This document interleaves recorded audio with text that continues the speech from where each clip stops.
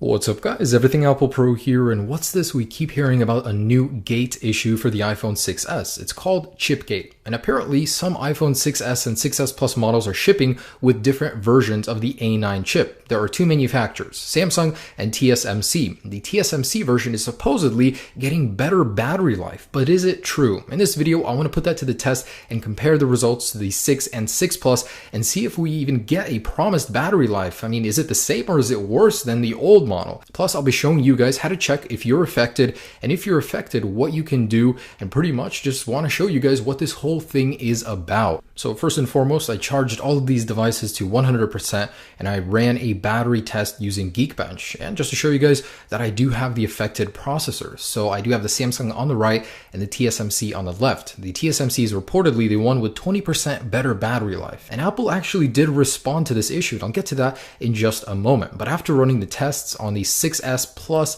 I noticed there wasn't a difference. I was confused. A lot of people were getting different results, and yet in the most intense battery testing application, I didn't notice anything. And then I ran the same test on my 6 Plus, and I discovered that you get worse battery life slightly on both 6S Plus models, regardless of which processor you get. By the way, the TSMC is just a little bit larger. It's a 16 nanometer construction, 14 nanometer for the Sony. So then I ran a Geekbench to see if there's a speed comparison between these, and the Sony is just slightly ahead. I mean, it's a smaller chipset, but it gets a slightly better score in both single and multi-core score. So that was a little surprising to me. Let's go ahead and see how the 6S stood up in this test. And just to show you guys again, I am running the TSMC on the left, on the right, Samsung. And you can actually see all of these statistics about how many devices were affected when you scroll down from this page. And I'll show you guys how to actually run this at the end. But anyways, so after running the battery test from empty on both of these chips, it was immediately apparent that on the iPhone 6s, there is a difference. So the Sony chip performed worse, and this is exactly 16% worse than the TSMC chip. Although it does get slightly better performance, the battery performance is worse. And the regular 6, which is brand new by the way, it's got a better score than the regular Sony. So not only are the Sony chips worse performing than the TSMC in this extreme battery test, they're actually worse than the iPhone 6 as well. Now, believe it or not, Apple quickly responded to these tests and they said that because we were using the processor under heavy load, which nobody would ever do, I mean, nobody ever plays games or runs intensive applications on their phone, there is actually only a 2 to 3% difference in real world usage. And I get it. I mean, nobody is really going to be playing games all the time, so you really won't notice that much of a difference. But where it matters, when it matters, there will be a difference between 16 to 20%. Everybody's reporting that the TSMC chip is better.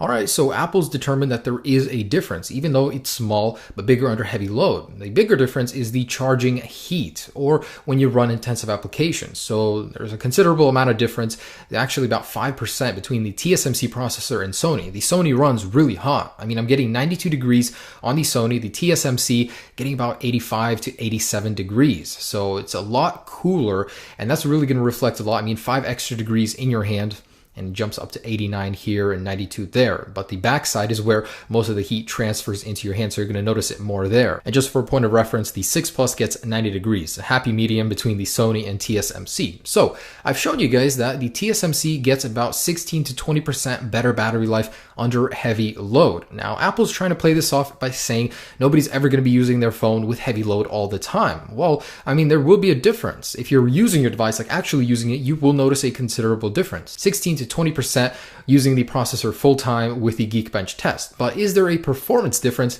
on the regular 6S? Let's go ahead and find out. And there's a very noticeable difference here as well. The Sony, again, gets a slightly higher Geekbench score in both areas. It's a 14 nanometer chip versus 16 of the TSMC. So even though the battery performs worse on the Sony, it does have better performance in the actual Geekbench. Now, how to find out if you're affected and which chip you have. Now, at this point, which chip do you want? On the Sony, you get a slightly better performance. On the TSMC, slightly better battery life by 16 to 20%. That's a considerable amount. So there's two ways to do this. Just type in CPU identifier for 6S, or you can actually go to this actual URL and it will take you straight there. I'll put that down below in the description, or you can just find it right here. And it's a very simple process for both 6S and 6S Plus. Just go to the website, click on the blue link, install. Sometimes the website is down, and then click install one more time, and then you'll get this icon on your home screen. Then go to settings. You want to go to the profiles all the way on the bottom, and in here you'll see this guy. Just click trust and the red trust icon. Then go back,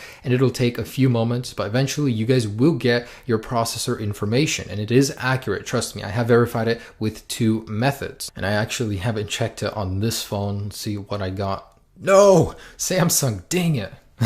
Anyway, so I noticed, I think it's between 40 to 60% have Samsungs and the rest have TSMC. For some reason, it's not showing the statistics. Now, which processor is the more desirable one? Probably TSMC. Even though Apple claims there's only a 2 to 3% difference, it is more noticeable, especially when you do heavier, more intensive things like gaming or video editing. Now, if you find yourself affected by the Sony one, there's really nothing you guys can do. My personal device has the Sony, and I bet you wouldn't have even noticed the difference had this video not come to light, or this information in general. But anyways, I hope you guys did enjoy this video. Just wanted to share this information with you, describe it, give you some more details about it. And there's really nothing to be afraid of. I mean, Apple made it pretty clear that it's not as big of a deal as everybody's making it, but hopefully it doesn't get worse. Have a great day, guys. Consider yourselves lucky if you have the TSMC chip.